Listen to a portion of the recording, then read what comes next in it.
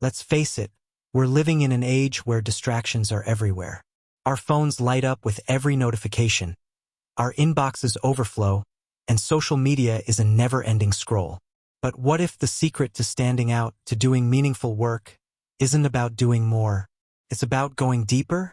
This is the heart of Cal Newport's deep work, a powerful reminder that in a noisy world, focus is your superpower. Today, we're diving into the biggest takeaways from this transformative book. Not in bullet points, but as a story, one that might just change the way you work, think, and live. So let's begin. Lesson 1. Deep work is rare, but incredibly valuable.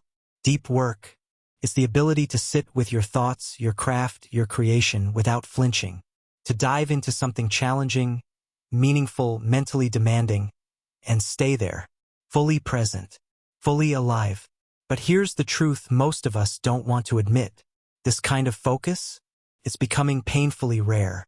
We live in a world built on distraction, a world where silence feels uncomfortable and stillness almost unbearable, where we pick up our phones without even knowing why, where every ping, every buzz, every red notification hijacks our attention and steals a little piece of our potential. But here's the paradox. The more rare deep work becomes, the more precious, more powerful, and more irreplaceable it is. Because when the whole world is drowning in noise, the person who can carve out quiet, the one who can go deep, becomes a lighthouse. Most people today, they're stuck in the shallow end, scrolling endlessly, switching tabs, jumping from email to WhatsApp to Instagram to YouTube over and over again, mistaking movement for progress, mistaking busy for meaningful. But Newport says, that's not where the magic happens. The real breakthroughs, they happen in the deep. When you silence the outside world and dive into your craft, that's when something shifts. You stop reacting and start creating. The winners in today's economy, they're not the ones with the loudest voice. They're the ones who can sit in silence and build. Think about it. The coder who disappears for hours and comes back with a game-changing app. The author who locks herself away for weeks and returns with a story that moves hearts. The entrepreneur who carves out distraction-free mornings and builds a business that redefines an industry. They all have one thing in common. They've mastered the art of deep work. They've chosen depth over dopamine. And in doing so, they've unlocked something most people have forgotten how to find. Not just productivity, but purpose. Lesson 2. Attention is a muscle. Train it. Here's something most of us don't realize. We've trained our minds to crave distraction. Every time we reach for our phones, every time we open a new tab mid-task, every time we check that message just in case, we're feeding the addiction, the subtle, almost invisible. But over time, it rewires us. It chips away at our ability to be still, to think, to create. We say we want to focus, but the moment silence arrives, we flinch, we scroll, we swipe, we escape. But what if attention isn't just something you have? What if it's something you build? Cal Newport says that attention, real, sustained, powerful attention, is a skill. And just like any muscle, it can be trained, strengthened, sharpened. And deep work, it's your blueprint. It's not about becoming a productivity robot. It's about reclaiming your mind. Step 1, work in focused chunks. Give yourself a block of time, no distractions, no multitasking, and go all in. Let your mind stretch. Let it settle. Let it go deep. Step 2, limit interruptions. Not just from others, but from yourself. Put your phone in another room. Disable the notifications. Guard your focus like it's sacred, because it is. Step 3, embrace boredom. Yes, boredom. That thing we avoid at all costs. Don't rush to fill it. Don't escape it. Sit with it. Because boredom is the space where ideas are born. It's where creativity brews. And it's the foundation of depth. Because here's the raw truth. If you can't sit still for 5 minutes without checking your phone, how can you expect to do your best thinking? How can you solve big problems, write beautiful stories, or build something that matters if your mind is constantly skipping across the surface? Real work, the kind that changes things, doesn't come from a distracted mind. It comes from depth. And if you're willing to retrain your brain, to resist the urge to reclaim your attention, you'll uncover something extraordinary, the power to truly think again. Lesson 3. Quit social media, or use it intentionally. Let's pause for a moment and ask a question we rarely dare to ask. What if social media isn't just a harmless habit, but one of the biggest thieves of your focus? We open Instagram for 5 minutes. We end up scrolling for 40. We watch one video and then another and another.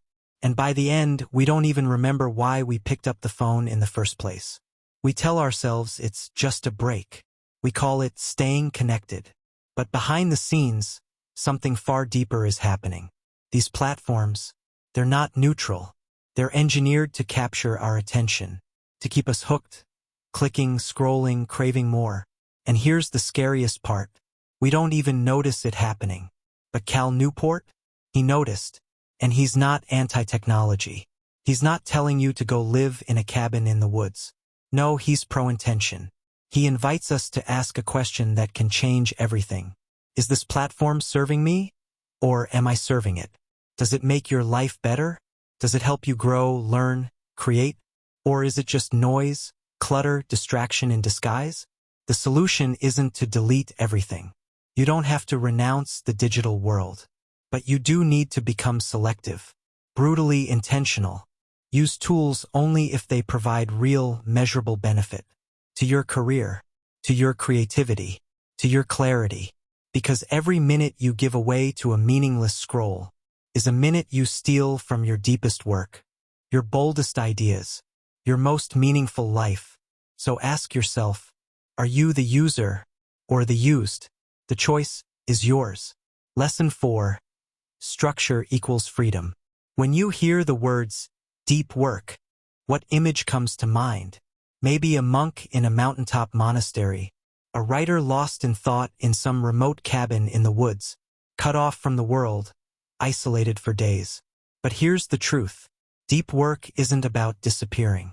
It's about designing your life so that focus becomes your default. You don't need to run away from the world. You just need to create a world within your day that honors your attention. Newport gives us a roadmap. Not lofty theory, but practical, powerful rituals you can build into your everyday life. Schedule deep work like a meeting. Block it on your calendar. Protect it like you would a doctor's appointment or job interview. Choose a time and a place. Maybe it's the quiet morning hours before the world wakes up. Maybe it's a library, a cafe, a corner of your home where focus comes easier. Set clear goals. Not just work on project, but write 500 words. Solve this problem. Outline this idea. Because when you give your deep work a ritual, a rhythm, a sacred space in your day, you're not just getting things done. You're showing up for your highest self. You're saying, this time belongs to what matters. This hour is for my mind, my mission, my mastery. And in a world that constantly pulls you in 100 directions, this kind of intention, it's revolutionary. So don't wait for the perfect moment. Don't wait to feel motivated. Create the structure. Show up and watch what happens when you make focus a habit, not a hope. Lesson 5. Embrace boredom. Here's something you might not expect. Boredom isn't the enemy. It's the gateway. In a world where our minds are constantly stimulated, every second filled with swipes, scrolls, and sounds, we've forgotten what it's like to just be. But here's the quiet truth. The most brilliant ideas, the most unexpected insights, the kind of clarity that cuts through confusion like a knife, they don't come when your brain is busy reacting. They arrive when your mind is still. Newport says boredom isn't something to escape. It's something to practice. Yes, practice. Because we've trained ourselves to reach for our phones the moment we feel even a hint of stillness. Waiting in line, sitting in silence, standing at a red light. But what if, instead of filling every gap with noise, you started leaving space? Newport gives us simple ways to reclaim that space. Don't reach for your phone during every idle moment. Let your hands stay still. Let your thoughts catch up with you. Go for walks without music, podcasts, or distractions. Just you and your mind moving together. Let your mind wander on purpose. No agenda, no outcome, just openness. Because in that stillness, something magical happens. Your brain begins to connect the dots. Solve problems you didn't know you were stuck on. Imagine ideas that feel like they came from somewhere beyond you. It's not magic. It's just space. And in that space, you meet a version of yourself you've been too distracted to hear. So the next time boredom creeps in, don't run. Stay. Listen. That silence you've been avoiding, it might be where your next breakthrough is waiting. Lesson 6. Drain the shallows. Let's get one thing straight. Not all work is created equal. You might feel busy. You might even feel productive. But if your day is filled with back-to-back emails, endless meetings, and those quick little tasks that nibble away at your energy, then chances are you're not doing your most meaningful work. You're in the shallow end. Shallow work, as Newport calls it, is deceptive. It looks like work, keeps you moving, keeps you responding. But at the end of the day, it rarely leaves behind anything that matters. The real progress, the real breakthroughs, they come from the kind of work that requires depth, focus, strategy, creativity, concentration. And here's the tough part. To do more deep work, you have to protect your time from shallow work.